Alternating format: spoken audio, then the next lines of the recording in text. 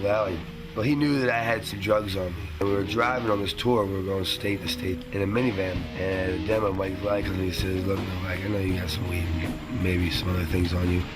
Get rid of them right now. We can't be driving. It's not safe with that on us." I threw it down a gutter of the demo. And that night, after the demo was done, I got these girls to take me back to get my drugs out of the gutter. I was too high to skate.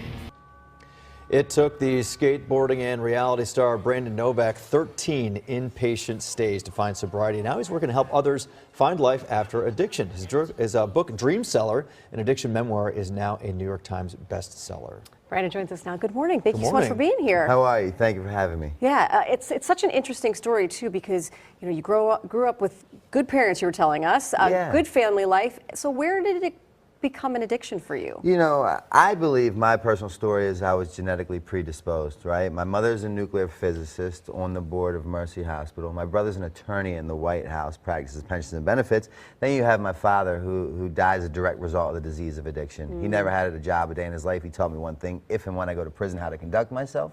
Me, on the other hand, I was the first skateboarder endorsed by Gatorade, hanging out with Michael Jordan.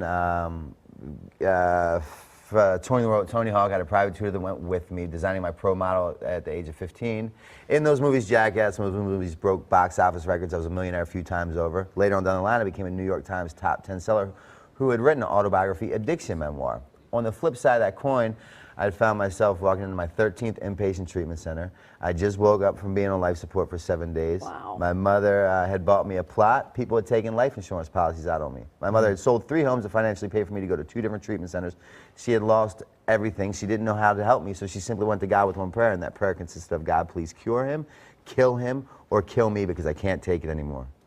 Today I stand before you with coming up on 4 years of continuous sobriety. Do you remember when that moment was, after the 13 inpatients, that you were able to turn it around, and what was it that allowed you to turn it around? You know, I travel all over the nation and the world, for that matter, and I share my story, and people always say, "Well, my story is not as bad as yours." And my rebuttal to that is, my story was not as bad as my story in the beginning either.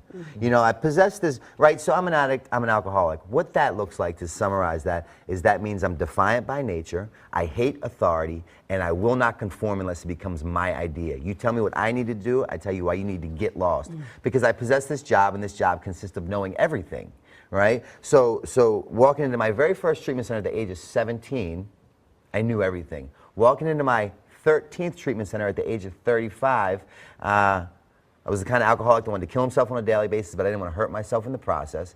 I was horrible at suicide because I kept waking up. I was at a position in life where I was so low the curb like a skyscraper. They had me in the basement of this Catholic Charities rehab as this 19-year-old tech thumbs through this box of donations looking for a pair of 2nd, 3rd, 5th, 10th hand used underwear, because I had no underwear. I'm praying to God that he finds this underwear. He doesn't find the underwear, but what he finds is a pair of size 40 women's sweatpants with no drawstring, a woman's tank top, and a pair of size 13 Jesus sandals. I had this revelation in the basement of that Catholic Charities rehab. What I know is that I don't know. And my very best thinking gets me here time after time. But the thing is you look at my resume, and it stated that I knew some things, right? And I possess this disease of addiction. And what that means is it's a delusional disease that lies to me in my own voice. It makes me believe the unbelievable.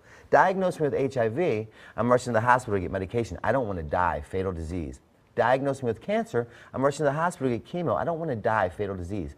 Diagnose me as an addict or an alcoholic, I need a glass of wine or a bag of heroin to figure out what's wrong with you for diagnosing me with said disease. Wow. Just as fatal as the first 2 diseases, left to my own devices, I'll believe I don't have a disease. I'll get up from this segment and I'll go buy heroin, and the scary thing is it will make complete sense to me. Wow.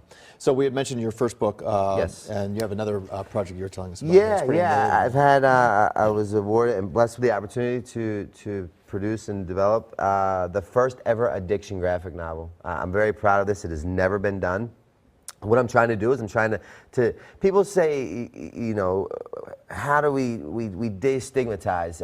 How do we, you know, we lift that? And the reality is it's happening on its own. Because today in the nation, 179 people will die as a direct result of an opioid overdose. So the topic's being destigmatized on its own. I'm simply trying to make it more of a conversational piece. And we're looking at some examples here. Is this available now? Yeah, you can go to my website, brandonnovak.com. And everything's all encapsulated there, or you can go to any book outlet. Wow.